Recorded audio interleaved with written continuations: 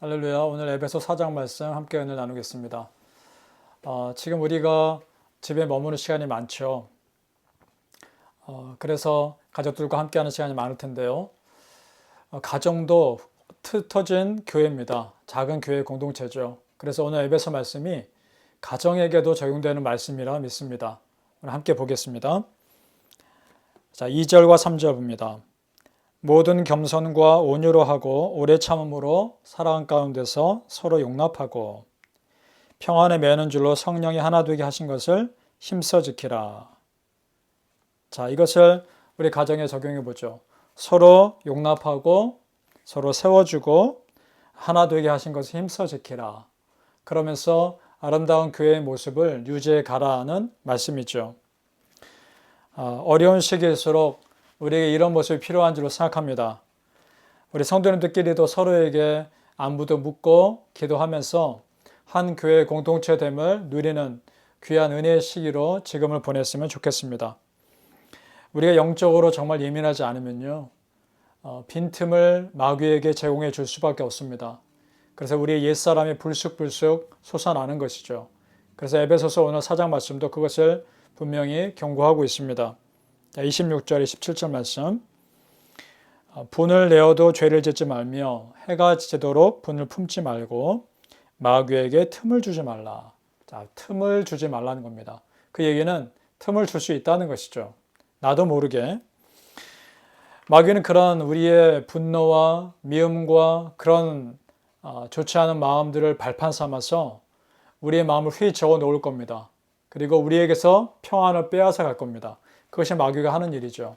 그러면서 사랑하지 못하게 하고 품어주지 못하게 하며 공동체를 무너뜨리는 겁니다. 결코 그 마귀의 공격에 넘어가서는 안 되는 것이죠. 어떤 선배 목사님의 조언이 생각납니다. 목사님께서 후배 목사님들에게 이런 조언을 하셨습니다. 목회자는 교회에서만 목사가 아니라 가정에서도 목사다. 가정에서도 목회자다. 남편이기 이전에, 아빠이기 이전에 목사다라는 것을 기억해야 한다는 것이죠. 가정에서도 목회를 제대로 못하면, 가정에서 실망을 주는 목회자라면 교회에서 목회하는 것이 무슨 의미가 있겠는가, 이런 말씀을 하셨던 기억이 납니다. 맞습니다. 그래서 저는 이 말씀이 우리 성도님들 사시는 모든 크리스천에게도 적용되는 말씀일 수 있다고 생각을 합니다. 이런 것이죠. 남편이기 이전에, 아내이기 이전에, 아빠이기 이전에, 엄마이기 이전에, 또 아들과 딸이기 이전에 우리는 크리스천인 것입니다. 그렇게 생각하면 우리의 삶이 참 많이 달라질 것입니다. 어떠신가요, 여러분? 이렇게 생각하니까 숨이 막혀오고 좀 답답해지신다고 생각하시나요? 그렇지 않습니다. 이렇게 생각하면 오히려 내가 속한 공동체가 더 건강해지는 것입니다. 마귀에게 틈을 주지 않는 것이 내 가정을 지키고 내가 속한 공동체를 지키는 것이기 때문입니다. 바라기는 내가 크리스천이라는 것을 항상 기억하심으로 내 가정을 지키고 내 교회를 지키며 내가 속한 공동체를 지키는 그런 믿음의 사람들 되시기를 예수님 이름으로 축복합니다. 우리가 그렇게 살아야 하는 이유는 우리는 이제 옛사람으로 사는 것이 아니라 새사람으로 사는 것이기 때문입니다. 자, 오늘 22절 말씀 봅니다.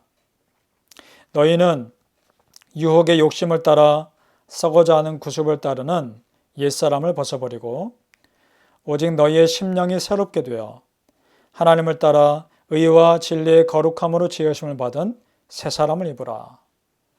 옛사람으로 살지 말고 새사람을 입고 그렇게 살아라 라는 말씀이죠. 물론 이것이 어떻게 하루아침에 되겠습니까? 점점 그렇게 되어가는 것이겠죠. 바울 사도도 그렇게 얘기합니다. 점진적으로 그렇게 되어가는 것임을 얘기하죠. 15절 말씀입니다.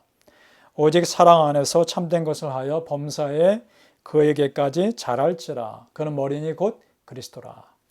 자란다라는 표현을 씁니다. 자라간다라는 표현을 쓰죠. 이것이 우리에게 소망이 되죠. 조금씩 좋아지는 것입니다. 그렇죠? 우리 스스로 한번 생각해 보시죠. 여러분 어떠신가요? 예전 같으면 2번, 3번 화를 냈을 일을 지금은 어떻습니까? 한 번 정도로 화를 내는 것으로 그치죠. 그리고 언젠가는 화를 내지 않는 성품으로 바뀌겠죠. 그리고 이전 같으면 말씀을 읽고 기도하는 것이 그렇게 힘들었는데 지금은 또 앞으로는 그것을 더 즐거워하며 좋아하겠죠. 그렇게 바뀌어 가는 것입니다.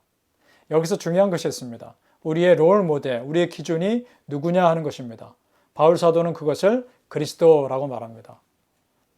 베드로 사도도 아니고요. 다른 유명한 사도도 아닙니다. 그리스도라는 것입니다. 그러니까 우리의 삶의 수준, 그것을 굉장히 높여야 한다는 것이죠. 이것이 굉장히 우리에게 도전이 됩니다. 목표가 높지만 도전이 되는 것입니다. 고린도 후서에 보면 이렇게 표현합니다. 그런지 누구든지 그리스도 안에 있으면 새로운 피조물이라.